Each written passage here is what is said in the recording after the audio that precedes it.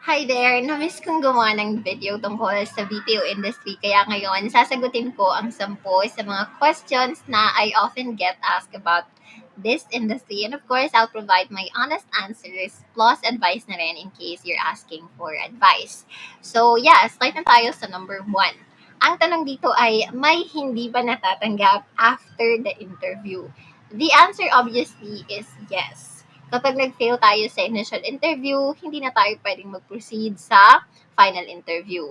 Kapag hindi tayo pumasa sa final interview, then hindi tayo makakatanggap ng job offer. There are cases na meron ding account validation interview na isa pang set ng interviews na pagdadaanan natin. Kapag hindi natin naipasa, hindi rin tayo matatanggap sa role na yun. Plus, bukod sa interviews, meron ding assessments na kapag hindi natin naipasa, hindi rin tayo makaka-proceed sa next step ng hiring process, which is yung JO nga.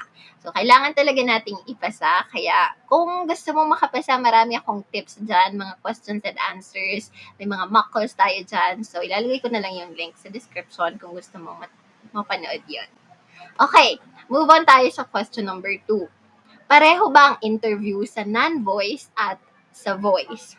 Obviously, yung answer ay yes, may pagkakaparehas, and no, may difference. Kasi pag sinabi nating non-voice, ibig sabihin, email, tsaka SMS lang yan, most likely, o kaya back office na work.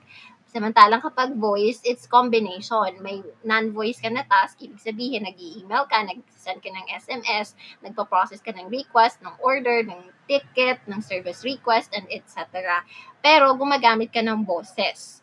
So, ang tanong dyan na pare-parehas, like, tell me something about yourself. Why did you apply for this role? Yung mga ganyang klase ng parehas na tanong. Pero may pagkakaiba sila sa mga tanong. Kung gusto nyo bigyan ko kayo ng sample ng mga questions sa non-voice, let me know lang din sa comment section para magawa natin ng video.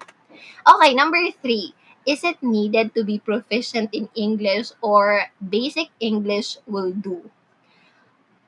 Kung mataas ang confidence mo, yes, pwede na po ang basic English. Pero syempre, mas preferred natin kung proficient tayo sa English language. Sino ba naman ang aayaw sa applicant na magaling magsalita ng English?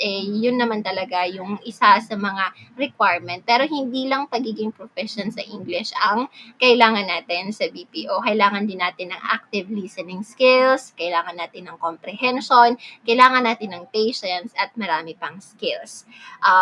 Basic English will do. That's correct. Kasi ako, nag-start naman din ako na basic English lang din ang alam ko. Up until now, hindi ko kiniklaim na fluent ako sa English. Maraming times na nagkakamali pa rin ako, nag-stutter pa rin ako, may times na may lapses pa rin sa grammar and etc.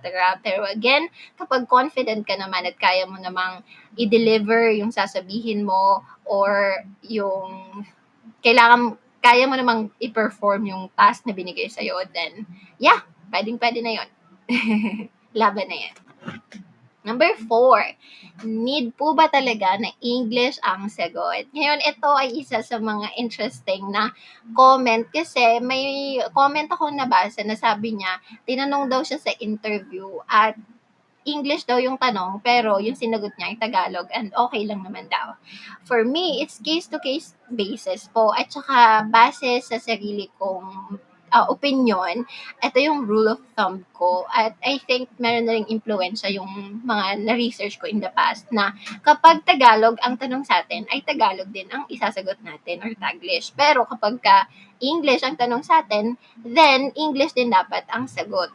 At lalong-lalo na dito sa BPO setting, it's a major no-no po kasi kapag nagsalita tayo ng Tagalog during the interview, lalong-lalo na kung international account po yung ina-applyan natin. Pero I think, kung local account lang naman, like gusto mo maging CSR rep sa Shopee, TikTok, Lazada, I think pwede rin naman mag-Tagalog or Taglish, pero preferred din nila siguro yung magaling ka sa English or marunong ka mag-English kasi that's an advantage. Now, another proof is that meron akong friend before na nag-apply sa DXI, ni-refer ko siya. Unfortunately, hindi siya nakapasa dahil ang English niya, nakakapag-English siya, yes, pero may po at opo kasi siya. Sobrang galang ng friend ko na yon. So, may po at opo siya sa sentences niya.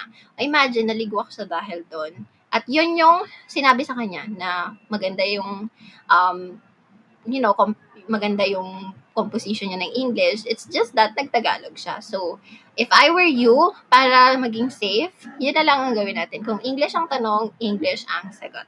Okay? Alright, so question number 5. Do BPO companies accept students? The reality is, they don't. Hindi talaga type ng mga BPO industries na mag-accept ng mga estudyante. Kaya nga, di ba, during application process, as much as possible, sinasabi ko na wag nating aminin na estudyante tayo. Kasi kapag nalaman nila, a-advise sa'yo na tapusin mo muna yung pag-aaral mo at bumalik ka na lang kapag graduate ka na. Kaya ang daming estudyante na kapag nag-a-apply sila ng work, hindi nila ina-admit na graduate sila or hindi nila ina-admit na nag-aaral pa sila. Kasi kung i-admit nila, maliligwak sila.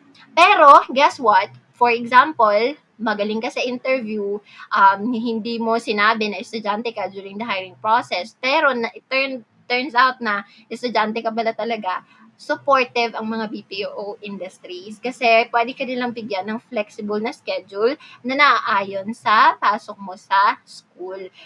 Ako personally, may mga naging ka-work ako both sa Concentrix at sa VXI na working students. At yeah, tinatanggap naman nila kapag hindi nila alam na estudyante ka during hiring process. Kapag nalaman na lang nila na nakapasok ka na, doon mo na lang aminin. Okay? Ayun. Number 6, nagtu-tutor po ba kayo sa English? Sobrang nakaka-flatter itong tanong na to, honestly. Ibig sabihin, may tiwala siya sa kakayahan ko na baka may maitulong ako sa kanya, may impart ako sa kanyang kahit kakaunting knowledge lang. Pero as of now po, hindi po ako nag-tutor ng English. Although gusto ko pong maging teacher nung high school ako, yun yung dream na career or dream na course ko dati ang makapagtapos ng education. Pero hindi po currently. Malay natin someday ma-realize ko na gusto ko pala talagang magturo, then yeah, I will do it. So I'm not closing the door naman. So pwede, pero as of now hindi po. Number 7, any tips po for final interview? Ako, naalala ko dati nung final interview, number 1 tip is never ever be late sa final interview mo.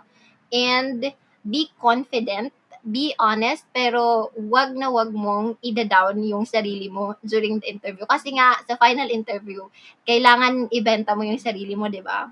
Yung parang kailangan kabili-bili ka. Yung parang anytime pwedeng mag-yes sa'yo yung company. So, pwede ka magsabi ng totoo, pero kailangan ang ending nun ay palaging positive. For example, na bakit ka nag-quit sa previous work mo? O, pwede mong sabihin na kaya ka nag-quit ay dahil pandemic nung time na yon.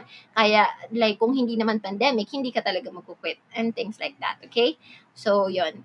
Another way para maging mas okay tayo sa final interview ay aralin yung mga commonly asked na final interview questions. Sobrang dami kong playlist dyan. Pwede nyo pong panoorin yan. Kasi kapag prepared ka, kapag alam mo yung mga tips and techniques, kapag alam mo yung mga do's and don'ts, may iwasan mo yung mga dapat iwasan at magagawa mo yung dapat gawin. Okay? So, good luck to you. Question number 8, ano po ba ang tactics para makapasa sa interview? So, meron akong video nito actually kung gusto niyo ng detailed na tips kung ano ba yung mga techniques para makapasa sa final interview. Pero ayun, just be yourself, be confident, never ever let yourself down, sell yourself better, do research about the company, and alamin mo kung ano ba yung role, ano yung mga tasks, and i-relate mo yon sa mga skills or experience na meron ka. Number 9, usually ilang days po ba maghihintay ng result ng final interview?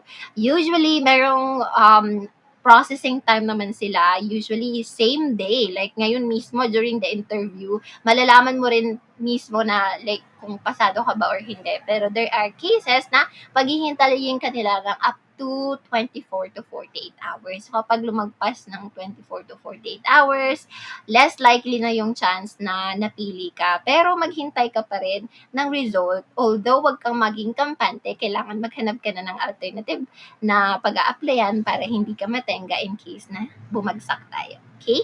And then, question number 10, do you provide training for newbies? Again, I appreciate this question. No, currently po, hindi po ako nagtitrain ng mga newbies, pero sana po nakakatulong ang mga videos natin online para maging aware ang mga newbies natin dyan sa mga policies and mga processes pagdating sa BPO. So, yan lamang po. Comment kung gusto nyo ng part 2. And thank you so much for watching. I'll talk to you next time.